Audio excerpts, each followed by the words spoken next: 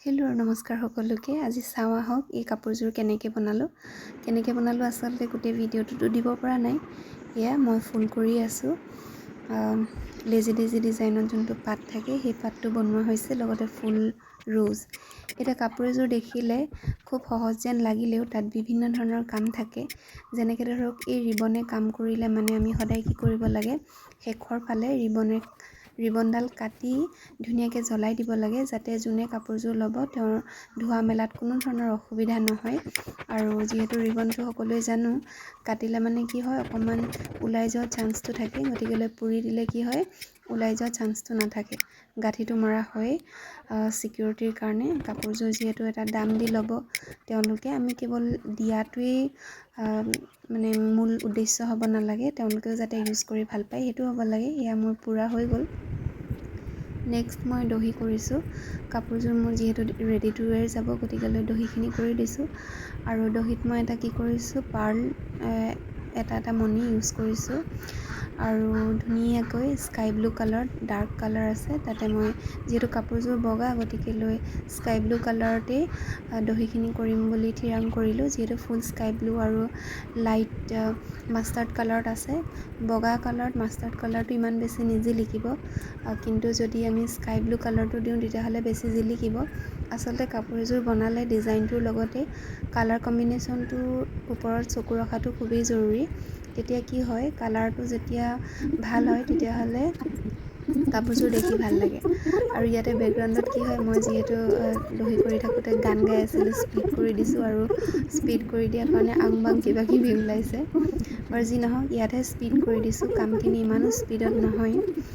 এয়া দহি হৈ গৈছে, দেখিছেনে, দেখাই দিছোঁ মই ধুনীয়াকৈ। এইযোৰ কাপোৰযোৰ দহিখিনিত এটা এটা মণি দি দিলে কিমান ধুনীয়া লাগে হয়নে।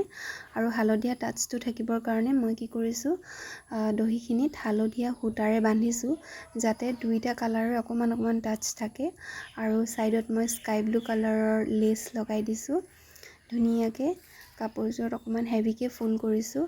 আৰু ছাইডত দেখিছেনে, এনেদৰে এবেগেটৰ আঁতৰে দি দিছোঁ। আৰু এয়া এবেগেটৰ আঁতৰে ধুনীয়াকৈ ফুল দি দিছোঁ। জাপি পিন্ধিলেও বৰ ধুনীয়াকৈ ওলাব।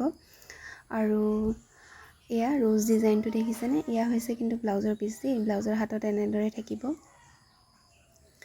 এইখন মেখেলা, যিহেতু মই কৈছোঁৱেই মেখেলা চাদৰ সকলো ৰেডি টু ৱেৰ দিছোঁ, গতিকে ৰেডি কৰি দিয়া হৈছে। তলত এডাল লেচ লগাই দিছোঁ। লেচডাল লগাই দিলে কি হয়, মেখেলাখন উকা যেন নালাগে, দেখিবলৈ ভাল লাগে। এয়া এইযোৰ কাপোৰযোৰ ধুনীয়াকৈ মই বেক চাইডৰ পৰাও দেখাবলৈ ট্ৰাই কৰিছোঁ, দেখাই দিছোঁ। এইযোৰ সম্পূৰ্ণ কাপোৰযোৰ পাতখিনি যোনখিনি আপোনালোকে যোনে চিলাই কৰে তেওঁলোকে গমেই পাব।